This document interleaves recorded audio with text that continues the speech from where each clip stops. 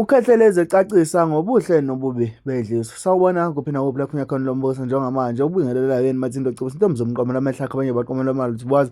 Nganathi ungabe usuku lakho lokuqala ngicethe nzokulongela press subscribe button share and comment khona konke subscribe ikhomana khamba so senze ukuthi ube wena oqala uthona notification masi kufakele video hamba phambili kuthi abantu abaningi Khehlelezi mangabe echaza ubuhle nobubi beDliso kanti ke ubechaza lapha na okhosini bese kuveza ubuhle balo waphinde wakuveza futhi ububi balo asekuveza nokuhlukahlukana kwawo ukuthi ke cha ahlukene kanje kanti abantu abaningi bamangele ngendlela ke uKhehlelezi achaze ngayo njengoba nazo ukuthi iGuluva TV ihleli nilethela ekuyizona niyidingayo nekuyizona ezokusiza nekuyizona izokuhlekisa ngazo zonke izikhathi namhlanje cha sikuphathele uKhehlelezi echaza ubuhle nobubi beDliso bese kuchazela ukuthi kuyini lento ekuthiwa iDliso kuqala kanjani kuze kuthiwa iDliso limlimaza kanjani umuntu iDliso kanti futhi liphilisa mawenze njani iDliso linikeza umuntu onjani iDliso kungani kufanele libe khona ebudlelwaneni ngaphandle nje uma isikhathi sakho umntana sekhaya ngiyazi sengikulandele kakhulu sujahe wena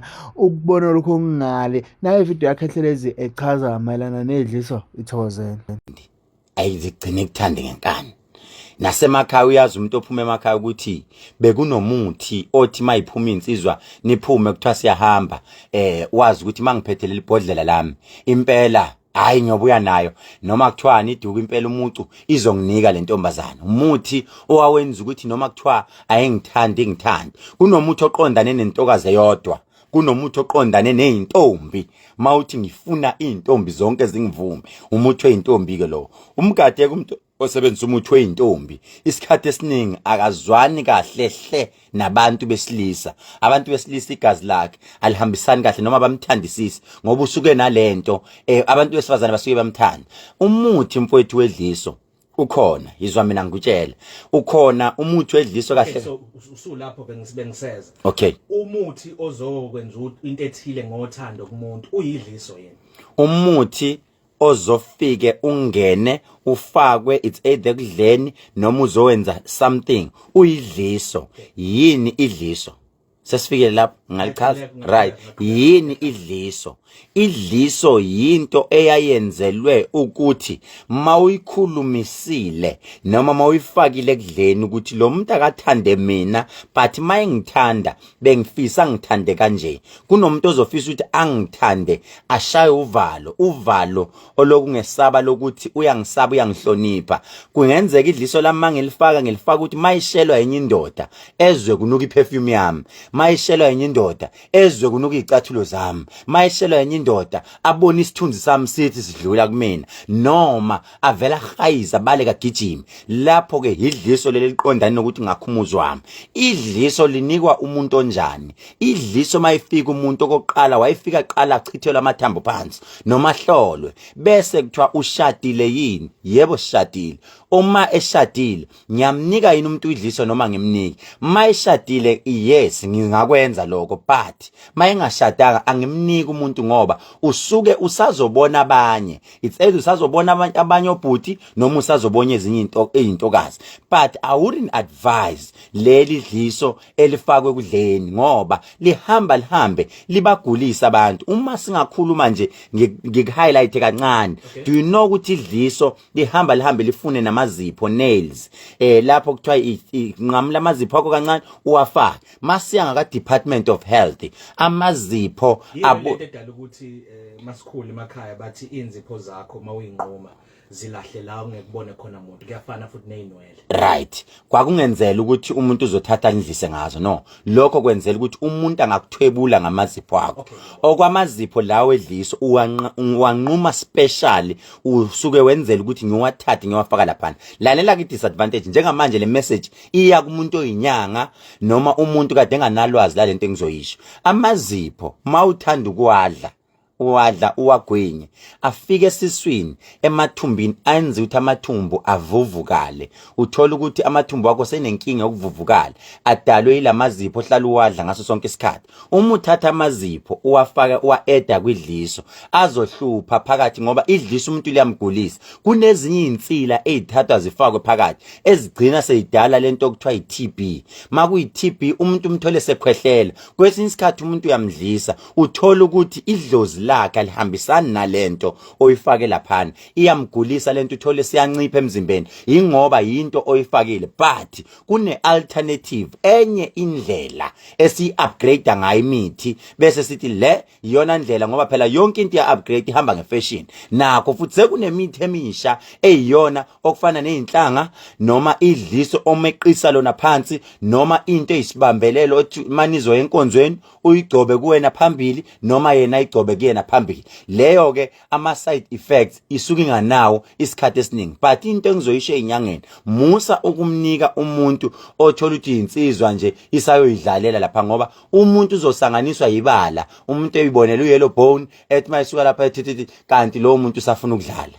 Okay, lamadliso othando owachazayo ungawalinganisa yini no Viagra besintu ungawalinganisa yini noma drip anyusa ilibido ikhona yini indawo la ongathi bukhona ubuqiniso bokuthi mina ngithathe umuthi ngiyofafazela noma ngimnikeze umuntu uthawudle noma aweqe noma into obulungiso ukuthi ngingayenza angiphuli ilungelo lomunye umuntu akhathaleki ngokukamoya noma ngokomthetho right yabona mawuzothatha umuthi umeqise wona angiboni ukuthi uyaliphula ilungelo especially mawuhambi wakhokha wayishaza phelela awuphuli ilungelo lomuntu ngoba wakha umuzi kababa wakho ngokwesizulu wakho umuzi kababa wakho ngoba iqiniso lithi ungayithatha intokazi namhlanje ukhumbula ukuthi ziyaqhuma insizwa ngaphandle la usisi angayithola indoda namhlanje osisi bayaqhuma la ngaphandle bayayiphuza izinto la ngaphandle uthi mayithethe kuyaphuma indoda ngaphandle idideke ihambile kanti mawazi ukuthi isibaya sami ngisibiyele ngafaka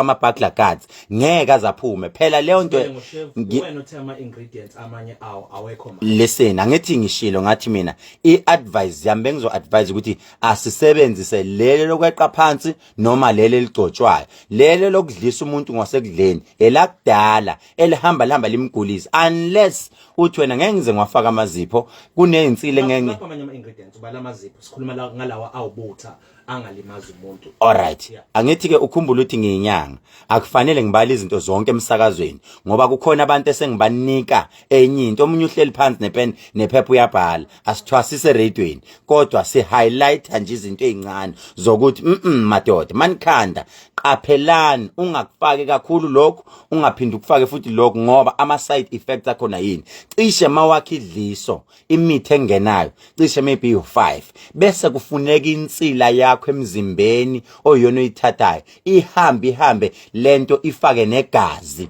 what if you are HIV positive bese uthatha lelo gazi la udlisa umuntu I'm affect lento izohamba im affect that is why hence ngisho ngithi kungcono mawuzomeqisa kungcono lento mawuzoyithatha uyigcobe kuwena noma uyishaya inhlanga nazo lezo inhlanga qala ulinde igazi lakho lingathi liyoma kancane and wenze sure ukuthi upartner wakho akukho lapho naye anescar khona okuzofika nithi manihlangana uthola lezi inhlanga zakho zihlangana negazi lakho uthola ukuthi usesuleleka ngesifo sesifo sengculazi imizuzu 14 ngaphambi kokuthi kushaye ihora leshumi sino Dr. Khehlelezi namhlanje ohlelweni lwezemfundo sizobheka sesivala inyanga yothando February ukuthi njengoba sesitshelwa sivela ukukhulumela abelaphi bendabuko uDr. Khehlelezi ukuthi yebo idliso noma izinto ezifana nentando izinto ezizokhulisa uthando noma ucupha noma ukuvimba uthando noma ukubuyisa iX izinto ezikhona ngabe zinamthelela muni emzimbeni womuntu ngokwempilo ikhona indlela yokuthi umuntu azivikele uma kukuthi kunedliso elizongena emzimbeni wakhe engingaya khona kudokotela noma umelaphi wendabuko ngizivikele akukhathaleki noma ngizogcina ngidlile noma ngidlile kodwa alizukuba namthelela emzimbeni wami okay ngizophendula lo bese maybe sibuye siye lapha ekutheni ungakwazi yini umbuyisa umuntu esehambile right ukuyivikela mfowethu kukhona kodwa ngeke ngize ngisho ukuthi uyivikela ngani ngoba sekuwumuntu ekhaya okufanele azisukume ayinyangeni yakhe ayithembayo said uyaKhehlelezi noma uya kumuntu oseduze ayoyitholela yena ukuthi uma sengiyivikela ngiyivikela kanjani ngeke ngizwe abanye omnye egwabe ngokuthi Khehlelezi kube bekhona udokotela bezongitshela unqaba ama ingredients amanye edliswa abalinzipho kuphela usunqaba manje indlela yokuyivikela lalela awuzukuzisho zonke izithathu nawe phela unabakini akusikona izinto ezifakwayo kuphela nabakini bayawenza umuthi ukuthi ube namandla alright awusiphe nje izinto ezimbalwa ngoba ngokwezempilo nomthelelo khona emzimbeni kolalele azibe khona lezo intwanyana ezimbalwa ngiyayithanda imibuzo yakho ngoba mina ngihlala nginempendulo uyabona inkinga maybe butisiya ubuka kakhulu social media. Yabona mawungena ku TikTok. Lutho. Alright awubuki. Yabona ke mawungena ku TikTok uzothola omunye ubusy nawe uyaplana uthi mawufuna ukwenza into enje uhlanganisa lokhu nalokho. Umuntu owathwasa siya wangena entwaseni wadla intwasa uyayazi imithetho obunyanga. Ubunyanga uhamba uexpose noma ikuphi. Awuhamba ukhuluma ukuthi mawakha lo muntu wenza kanje. Uyahlonishwa umthetho wasendumbeni. That is why hence abantu bene information wrong. Omunye uthi mina ngizodla amafutha engwenye. Uyowadla amafutha engwenye uzukhulu phale njengayo ingwenye. Kodwa awasebenzi wodwa. Kunezinto ezifakwayo. Ngithi uthenga ukunika ama ingredients. Sengunikile eyi1 nje. Ukuthi amafutha engwenye. But I won't give you more because lento isikhwama so babamkhulu. Ongafanele sivele sisinike noma ubani oyilalela iradio manje. Umuntu mayifuna lokho uze enyangeni ahamba enyangeni. It's either noma uya kubani noma kubani. Ilento engisho. Ikhona impilo engiyiphilayo nje usuku nosuku mhlawumbe kunomuntu ogabhayo, nomuntu oqumayo, kunomuntu owenza izinto nje ezimkhuba yokuthi ahleze eqinile ngandlela thizeni. Ukhona engingakwenza okunganyusa amathuba ukuthi uma kuza izinto ezubutha emzimbeni ezinjengazo lezi esikhuluma ngazo namhlanje. Well zingagcina zingenile kodwa ngiyawanyusa amathuba nokuthi amasosha amomzimba abe sesimene sidamanga. Right. Kulo mbuzo ke ngizokunika futhi enye ingredients because uhamba ngiklephulela 111. Uyabo? Ngizohamba ngikunika nje 1. Uma usebenzisa imithi yenza sure ukuthi umuthi owusebenzisayo awuyishile lento okuthiwa isibhaga. Isibhaga yilo muthi othi mawugaya, mawuthatha kanje ufaka olimini, ukhotha, uyancinza kakhulu. Loyo muthi udala ukuthi noma kuthiwa intombazana bayayiphephetha, umfana efuna ukuthi imthande ngenkani. Kodwa lezi izinto zalomfana zifike zishaye zibounce back. Uma umfana efocus kuma wengane noma kumakoti wakhe, mabethi bayampephetha ifike lento ishaye ibounce back. But ke isibhaga sihambi sodwa, sihamba neminye u2 iba u3, but ungayishiyi leyo nto. And umbuzo omunye kwawubuza ukuthi umuntu mayesehambile uyakwazi ukubuyiswa ngomuthi. Yebo uyakwazi ukubuyiswa ngomuthi. That is why masikhanda umuthi sekuthiwa sikhanda into okuthiwa ibutho. Size sithatha ifone le ngiyithathe ngifake entweni okuthiwa isigqulo, ngiyigqule izibe impuphu bese mangihlanganise nomuthi ngoba ngisuke ngifuna ispeaker sayo ukwenzela ukuthi mangimfonela ayi-answer ifone yami uyathanda kathanda ayi-answer ifike lento kuyena ingene ngefone. Sina Dr. Khehlelezi siyabonga. Ngithi abantu amafoni Ngilive